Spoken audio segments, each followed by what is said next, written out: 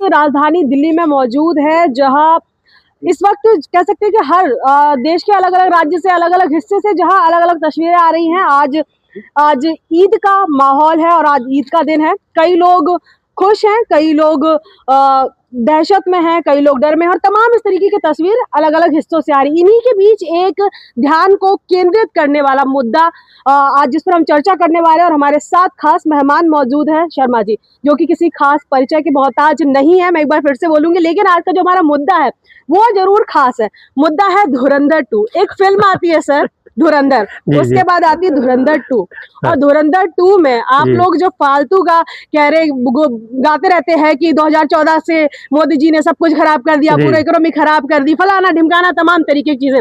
नोटबंदी कितना ज्यादा जरूरी था, ये पिक्चर देख के समझना चाहिए। बड़े बड़े पत्रकार, जहां देश में गैस, पेट्रोल सबके दाम पे चर्चा होनी चाहिए, मेन मुद्दा बना हुआ है धुरंधर 2। हर जगह डिबेट चल रही है, तो हमने सोचा क्यों ना कुछ खास रोशनी प्रकाश आपके द्वारा हम भी अपने व्यूअर तक पहुंचा सके। तो नोटबंदी जो है देश के लिए एक मास्टर स्ट्रोक थी और मोदी जी हीरो हैं, ये बात कांग्रेसी क्यों नहीं मानते? देखिए, बुरा तो नहीं मानेंगे आप? नहीं, मैं एक बात बताइए कि धुरंधर की प्रमोशन के लिए आपको कितने पैसे मिले? मुझे क्यों पैसे मिलेंगे सर? मुझे ऐसे ही लग रहा है उसने तमाम जो है सोशल मीडिया वालों को, तमाम मीडिया वालों को अपनी प्रमोशन के लिए रख लिया है अननेसेसरी। जिस फिल्म का कोई सिर नहीं पैर नहीं, जिसका कोई लेना नहीं देना नहीं, मुख्य मुद्दों से हटी हुई चीजें, उसकी प्रमोशन में सारे लोग लगे हुए। धुरंधर बिना पैसे दिए उसकी तो प्रमोशन हुई जा रही है। क्यों हो रही है? जबरदस्ती। कोई ऐसा मुद्दा है क्या उठाने वाला? और जिस नोटबंदी की बात गई, सब जानते हैं कितना बड़ा फेलियर साबित हुआ। रिजर्व बैंक के जो आंकड़े हैं उस बात को साबित करते हैं कि रिजर्व बैंक ने जो आंकड़े दिए थे, 98.7% नोट जो है, जो 1000 और 500 के उस वक्त प्रचलन में थे, जिन्हें बंद करा गया था, वो वापस जो है बैंकों में आ गए, मेन स्ट्रीम में आ गए थे, जमा हो गए थे। 1.3% नोट जो है वो सिर्फ बच गए थे आने से, और वो भी किस वजह से? काफी सारे लोग जो है देश से बाहर थे, जिनके पास टाइम नहीं था उन्हें बदलने का, तो उनके वो नहीं बदलवा पाए टाइम पे। दूसरी बात, मोमेंटम के तौर पर लगभग हर व्यक्ति ने 100 का, उस वक्त 1000 का और 500 का नोट जो है अपने पास रख लिया। किसी ने 1, किसी ने 2, किसी ने 4, इस तरह से, ताकि आने वाली पीढ़ियों को दिखा सके कि देखिए हमारे टाइम में ये वाला 500 का नोट और 1000 का नोट चलता था। तो बचा हुआ जो 1.3% नोट थे, मात्र 18 लाख करोड़ की उस वक्त करेंसी जो थी प्रचलन में थी, और उसमें से करीब 16,70,000 वापस आ गया था। 30-40,000 करोड़ के नोट जो बचे होंगे वो रह गए। तो वो तो पूरी तरह फेलियर साबित हुआ। और नए नोट छापने में जो है इतना पैसा खर्च कर दिया गया, इतने लोगों को परेशान कर गया, उस दौरान लाइनों में कितने लोगों की मौत हुई थी, वो इस फिल्म में नहीं दिखाया गया होगा ना। एक बार भी नहीं दिखाया गया कि लाइनों में कितने लोगों की मौत हुई, कितने लोगों के घर में चूल्हा जलने से बंद हो गया था, कितने लोगों की नौकरी चली गई थी, कितने लोगों को तकलीफें झेलनी पड़ी, अस्पतालों में इनका इलाज जो है पेंडिंग हो गया था क्योंकि उनके पास पैसा नहीं था जमा करने के लिए। शादी ब्याह घर में मौजूद थी, और बाकायदा मोदी जी ने तो उड़ाया था इस बात का मजाक, घर में शादी है, ब्याह है, फंक्शन है, लेकिन घर में कैश नहीं है, कोई बात नहीं, सब झेलेंगे, कितना इसका प्रचारित करा गया था। तो आज वो सब प्रचार जो है उसकी हवा निकाल दी गई है। और दूसरी बात, मैं तो कहता हूँ साफ साफ, ये गोदी मीडिया के लिए ना, ये फिल्मकार जो है बहुत बड़ी खतरे की घंटी साबित हो गए। ध्यान दीजिएगा मेरे शब्दों पे, गोदी मीडिया के लिए।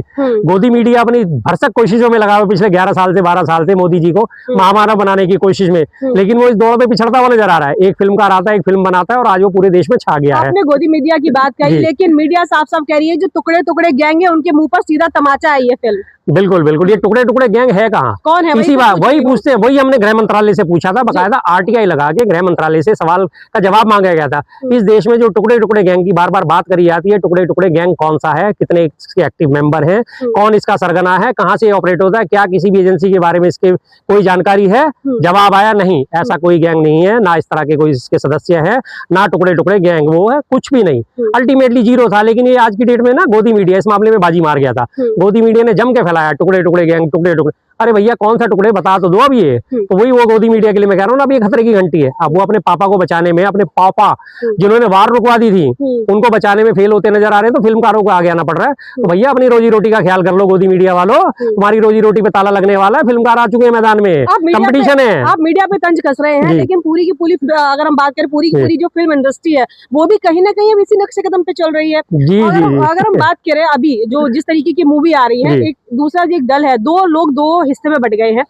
एक दल कह रहा है कि भाई देश का सच क्या है वो इस मूवी से देखो आप, कांग्रेसियों ने जो आतंक फैलाया था वो इस मूवी में आप देखने को मिलेगा। लेकिन वही दूसरे लोग कह रहे हैं कि जो एक प्रोपेगेंडा है इस मूवी के द्वारा जो फैलाए, किस तरीके से भारतीय जनता पार्टी को इसका सीधा सीधा फायदा मिल रहा है? देखिए, फायदा नुकसान तो इसमें कुछ नहीं मिलने वाला। हमारे देश की जनसंख्या के बारे में एक बार हमारे सुप्रीम कोर्ट के जस्टिस रह चुके मार्कंडेय काटजू साहब, उन्होंने एक बार बात कही थी कि हमारे देश की 95% जनता जो है वो मूर्ख है, और ये इन चीजों से साबित होता है। और इसी बात की फिल्म इंडस्ट्री की बात करी तो आपने मुझे एक और चीज याद आ गई, गैंग्स ऑफ वासेपुर फिल्म आई थी, जी। उसमें कहा था ना कि जब तक इस देश में सिनेमा है तब तक इस देश के लोग सी बनते रहेंगे। अच्छा। बस मैं इतनी शॉर्ट फॉर्म में कहूंगा, बाकी लोग अपने आप समझ जाएंगे। जी, जी। तो आज वो चीज बिल्कुल सही साबित होती नजर आ रही है। पूरा देश आज एक फिल्म के पीछे सी बना हुआ घूम रहा है, अरे अरे अरे अरे ये क्या हुआ, ये क्या हुआ।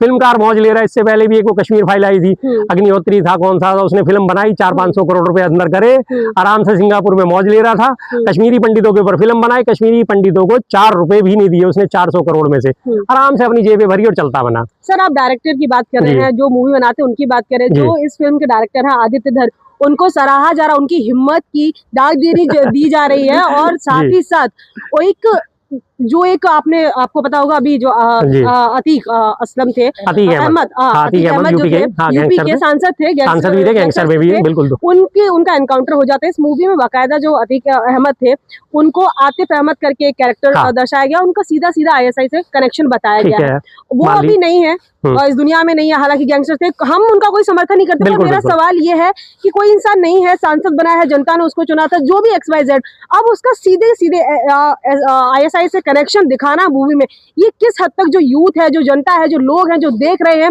उनको किस हद तक कह सकते हैं ब्रेन वॉश हो सकता है? ब्रेन वॉश इसलिए हो रहा है क्योंकि आने वाले 27 में यूपी में चुनाव है ना जी। तो यूपी में चुनाव है तो हर वो खेल खेला जाएगा जो कि इस तरह से साबित करता हो इस चीज को कि हिंदू और मुस्लिमों में से ये लोग, मुस्लिम जो है आतंकवादी हैं, मुस्लिम लोग जो है ये देश विरोधी हैं।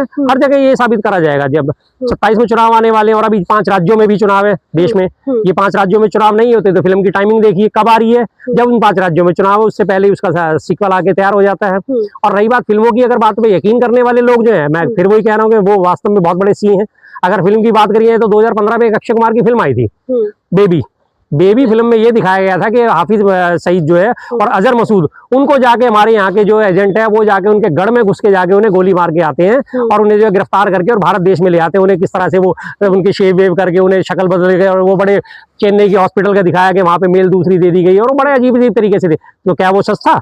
नहीं था ना, सिर्फ एंटरटेनमेंट।